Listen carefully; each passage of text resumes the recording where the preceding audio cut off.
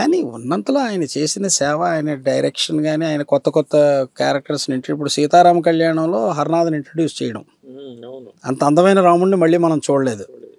అలాగేనండి శోభన్ బాబు గారికి కూడా ఈయనే పాత్రలు ఇచ్చేవారు కదా, లక్ష్మణుడు అని ఈయన ఇంకా ఎంకరేజ్ చేశారు ఈయన. మరి he was an institution by himself. Director, screen play, 3 పాత్రలు పోషించి అటువంటి మహాకళాకారుడికి ఇవ్వాలి. ముందు దాదాసాహెబ్ ఫాల్కే ఇవ్వండి, ఇవ్వరేమో, నాకు తెలిసి ఇవ్వరేమో. అంటే అయిపోయింది, చాప్టర్ అక్కడ అయిపోయింది అనుకుంటా. ఇవ్వచ్చు ఉన్న పరిస్థితులు చూస్తే ఆయనకి రాజకీయాలు ప్రధాన కారణం అండి. ప్రధాన కారణం రాజకీయాలు. ఆయన వ్యక్తిగత జీవితంలో చోటు చేసుకున్న పరిణామాలు కూడా కొంతమంది వద్దంటారు. ఆ పరిణామాల దృష్ట్యా ఈయనకి అవార్డు వస్తే కొంత ఎవరో అందుకుంటారేమో అన్న కొంత అవి కూడా ఉన్నాయి కదా, ఆ ఫ్యాక్టర్స్ కూడా ఉన్నాయి. ఇవ్వాలి. ముందు దాదాసాహెబ్ ఫాల్కేతో గౌరవించుకోండి, తర్వాత భారత రత్న సంగతి ఆలోచించండి. అంటే నేను ఒకటండి, ఈ తెలుగు పౌరాణికాల మీద సమగ్రమైనటువంటి పరిశోధన జరగాలండి. జరిగింది, కొంతమంది రాశారు కానీ సరిపోదండి. ఏంటంటే మూలకు వెళ్ళి ఇప్పుడు మొదటి తరం పౌరాణిక చిత్రాల నటీనటులే కాక మొదటి తరం తిరుపతి వెంకట కవులు, బలిజేపల్లి లక్ష్మీకాంత కవి, నాదెండ్ల పురుషోత్తమ కవి, తర్వాత కత్తి వీరాస్వామి, తాండ్ర సుబ్రహ్మణ్యం, వీరు రాసిన నాటకాలనే వాళ్ళు సినిమాలుగా తీశారు. అలాగే తాండ్ర సుబ్రహ్మణ్యం, బలిజేపల్లి లక్ష్మీకాంత కవి, తర్వాత కూడా తాండ్ర సుబ్రహ్మణ్యం 72, 73 వరకు ఆయన ఇతివృత్తాలు, ఆయన నాటకాల్లో ఏదైతే రాశారో సినిమాలుగా తీశారు. వీటన్నిటి మీద పరిశోధన జరగాలి. గ్రాంధికం ఎప్పటి నుంచి మొదలయ్యింది? మీకు 31 నుంచి 57 వరకు గ్రాంధికం లేదండి. కొన్ని యూట్యూబ్లో చూస్తే గ్రాంధికం ఎక్కడా లేదు. గ్రాంధికం అనేది నర్తనశాల, పాండవన్మాసం నుంచి కొంచెం మొదలై దానవేశ్వరకరణతో పీక్కి వెళ్ళింది గ్రాంధికం.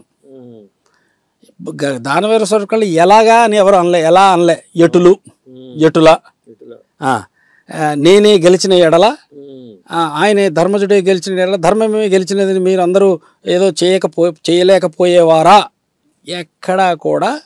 కానీ ప్రజలు మాట్లాడే భాష లేకుండా సినిమా ఎలా హిట్ అయింది? అదంటే స్పీడ్, పంచ్, రామారావు గారి నటన, పెర్ఫార్మెన్స్, లేదా బహుజన్మ సుకృత ప్రదీపాలబ్ధ సహజ కవచ కర్షక వైఢూర్యములు ప్రభాదిత్యోలికి వాంఛలు చెలరేగా ఎవరికైనా అర్థమవుతుందా? నాకు వాంఛలు చెలరేగా నాకు అర్థమైంది. మరి అది ప్రజలు కంఠస్థ పెట్టి మిమిక్రీ ఆర్టిస్టులు ఇప్పటికీ మిమిక్రీ ఎలా యాక్ట్ చేశారు అర్థం కావట్లేదు. ఆయన నటన, సెట్ లో డైలాగ్ ఎలా చెప్పారు, ఈ పర్టికులర్ ఈ డైలాగ్ కి చప్పట్లు పడతాయి. లాస్ట్ ఇదే ఇన్స్ట్రక్షన్స్ లో లాస్ట్ పీస్ ఆఫ్ ఇన్స్ట్రక్షన్ ఇదే. మరి మీరు అందరూ తెలుసు, ఈ ఒక్క ముక్క అర్థం అవుతుంది. మనకు కూడా హిట్ అయింది, చప్పట్లు కొట్టాం, చప్పట్లు కొడుతున్నాం. ఎప్పుడు దానవేశ్వరకరణ వచ్చినా సరే యూట్యూబ్లో కూడా బోరు కొట్టినప్పుడు ఈ ముందు ఈ దుర్యోధనుడు ఏమంటే ఒకసారి చూసేద్దాం అనుకుంటాం. నా లక్షలాది మంది ఎలా క్లిక్ అయింది అంటే అది ఆ నటుడిని పెట్టి ఉంటుంది. నటుడు, సన్నివేశం, నటన. ఈయన మట్ల మీద నుంచి వచ్చి ఇన్స్ట్రక్షన్స్, మామా గాంధార సార్వభౌమ సురుచిర మణిమ ఏదో దేన్ని సింహాసనం తెప్పి ఇలా అనుకొని వెళ్తాడు కదా, ఇలా రౌండ్ చేసి వస్తాడు. అది క్లిక్ అయింది జనాల్లో. మరి మిగతా యాక్టర్లు కూడా వేశారు కానీ ఆ డైలాగులు ఎక్కడ? నాకు తెలిసి ముత్యాల ముగ్గు డైలాగ్స్ వినేవాళ్ళం చిన్నప్పుడు. దుకాణాల్లో, కిల్లి కొట్లు, అట్లో ఇళ్లల్లో కూడా టేప్ రికార్డర్లు ఉంటే ఎవరికైనా తక్కువ. నెక్స్ట్ దానవేశ్వరకరణ, మరి ఇప్పటికీ వింటుంటాం అవి. అదేంటే నటుడిని పెట్టి ఉంటుందండి. ఆ గ్రాంధికపు తర్వాత మళ్ళీ 2-3 సినిమాలు వచ్చాయి కానీ దానిలో పెద్దగా గ్రాంధికం ఏమీ లేదు. సార్ పౌరాణికాల్లో ఇప్పుడు ఎన్టీఆర్ గారు మనం మర్చిపోలేము. ఆ పాత్ర ఎలివేట్ అయిందంటే కొంత హీరోయిన్ల పాత్ర కూడా ఉంటుంది. అట్లా న్యాయం చేసిన హీరోయిన్ మీరు భావించిన వాళ్ళు?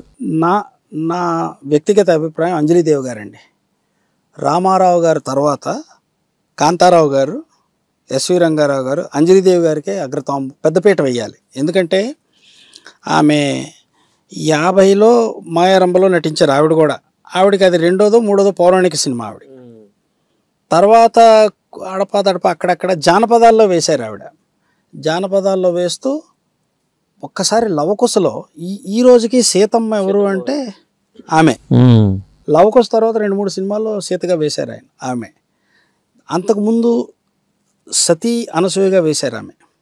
సతీ అనసూయ, రుక్మిణి, సీతగా కూడా 4-5 సినిమాలు వేసి మన సతీ సుమతి, ఇలాగా విభిన్నమైనటువంటి పాత్రలు పోషించి హీరోయిన్, అన్నిట్లో హీరోయిన్ ఆమె తెలుగు పౌరాణికాల్లో హీరోయిన్లకి ఎవరికి అగ్రతాంబూలం ఇవ్వాలంటే అంజలిదేవి గారికి ఇస్తానండి నేను. తర్వాత the tie is between Jamuna and S Varalakshmi గారు, వీళ్ళిద్దరు.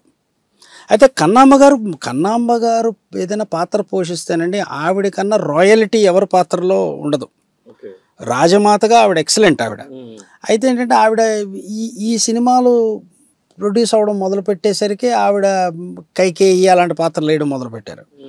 లవకుశలో కౌశల్య ఆవిడ, ఆ తర్వాత చనిపోయారు ఆమె చాలా తొందరగా చిన్న వయసులోనే చనిపోయారు ఆమె రాజమాతగా గొప్పగా వేస్తారు ఆవిడ ద్రౌపది కూడా వేశారు ఆవిడ కన్నాంబ గారు. అయితే ఆ తరం వేరు. అప్పుడు ఋష్యేంద్రమణి గారు, సావిత్రి గారికి ఎందుకని అంత మంచి నటి, మహానటి అంటాం కదా, ఆవిడ రెండు సార్లు ద్రౌపదిగా చేశారు. సత్యభామగా చాలా పేలవంగా ఉంటుంది ఆవిడది. అంటే అందరూ జమున గారు క్లిక్ అయినట్టుగా ఆవిడ క్లిక్ అవ్వలేదు. అలాగే అంజలిదేవి గారు సీతగా క్లిక్ అయినట్టు వేరే వాళ్ళు అవ్వలే. అలాగే అంజలిదేవి గారు ఎప్పుడు సత్యభామ చేయలేదు, చేసినా క్లిక్ అవ్వరు ఆవిడ చాలా సౌమ్యంగా ప్రశాంతంగా ఉండడం వల్ల. అలాగే కృష్ణకుమారి గారు కూడా 17-18 క్యారెక్టర్లు చేశారు, కానీ ఆవిడ కూడా ఇలా సౌమ్యంగా ఏదో రుక్మిణి, సత్యభామ కాస్త పొగరుగా ఉంటే ఈవిడ చాలా వినయ విధేయతలతో ఉన్న రుక్మిణి, ఇలాంటి జాంబవతి ఇలాంటి క్యారెక్టర్ ఈవిడ చేశారు. ఈశ్వరలక్ష్మి గారు మళ్ళీ సత్యభామగా క్లిక్ అయ్యారు. ఆవిడ ద్రౌపదిగా చేశారు, కుంతిగా చేశారు, గాంధారిగా చేశారు ఆమె అండి. బట్ అంజలిదేవి గారు అండి. సావిత్రి గారు రెండు సినిమాలో ద్రౌపది, ఒక సినిమాలో సత్యభామ, ఇంకో సినిమాలో పార్వతి, ఇలా 2-3 కార్తవరాయని కథలో కూడా హీరోయిన్ ఆవిడ. కానీ పౌరాణిక చిత్రాల్లో సావిత్రి గారు ఆ రికార్డ్ లేదు ఆవిడ. అది తర్వాత మీరంటే ఇతర కళాకారులు మన తెలుగు పౌరాణికాలు ఈరోజు చెప్పుకుంటున్నాం అంటే దానికి ఆత్మ ఘంటసాల గారండి. ఆయన లేనిదే తెలుగు పౌరాణిక చిత్రం లేదు. ఆయన సంగీత దర్శకుడు. ఇక పద్య ఆలాపనలో ఆయన్ని మించి ఎవరు ఇప్పటికీ లేరు. బహుశా రాజమౌళి గారు ఎవరు కూడా తీసుకురాలేరు. ఆయన స్పష్టమైన భాష, ఉచ్చారణ, ఆ గాత్రం, ఆ రాగాలాపన ఆయన తర్వాత ఎవరైనా. ముఖ్యంగా పాండవ వనవాసంలో భీముడు ఆంజనేయుడి చేతిలో ఓడిపోయి అప్పుడు శ్లోకం పాడతాడు ఆయన, ఘంటసాల గారు. ఏది ఘంటసాల గారి రాయబారం సీన్లు కానీ చేయింది ఏంటి చెప్పండి. ఘంటసాల గారి నోటి నుంచి వెలువడనేది ఏముంది పౌరాణిక చిత్రాల్లో ఆయన. తర్వాత సంగీత దర్శకులు అందులో ఘంటసాల గారు, మళ్ళీ అక్కడ కూడా ఆయన రాజేశ్వరరావు గారు, పెండ్యాల గారు. ఎక్కువ చిత్రాలకు సంగీతం దర్శకత్వం వహించింది వీళ్ళే. టీవీ రాజు గారు, కేవి మహాదేవన్ గారు. ఈ 5గురే ఎక్కువ. మన ఆ 20 ఏళ్ళు స్వర్ణయుగంలో చూసుకుంటే ఎక్కువ సంగీతం నేర్పింది వీళ్ళే. తర్వాత దర్శకులు కేవీ రెడ్డి గారు అంటారు, కానీ కేవీ రెడ్డి గారు 3 చిత్రాలే పౌరాణికాలు. ఆయన కమలాకర కామేశ్వరరావు గారు, ఇండియన్ సిసిల్ డి మిల్లీ, ఆయన 10 కమాండ్మెంట్స్ అవి తీశారు కదా ఆయన. కమలాకర కామేశ్వరరావు గారు 13 చిత్రాలకు దర్శకత్వం వహించారండి ఆయన. 13 బాలలతో కూడా చేశారు. బాలభారతం 13లో 9 ఎన్నో సూపర్ హిట్లు. 1-2 పోయి ఉండొచ్చు, అది వేరే సంగతి. బాపు గారు, ఎన్టీ రామారావు గారు ఉండనే ఉన్నారు. ఇది కాకుండా మాటల రచయితలు సముద్రాల గారు, నంబర్ 1 సముద్రాల గారు, సముద్రాల సీనియర్ రాఘవాచారి గారు, తర్వాత పింగళి గారు, కథని డెవలప్ చేయటం అవన్నీ పింగళి గారు.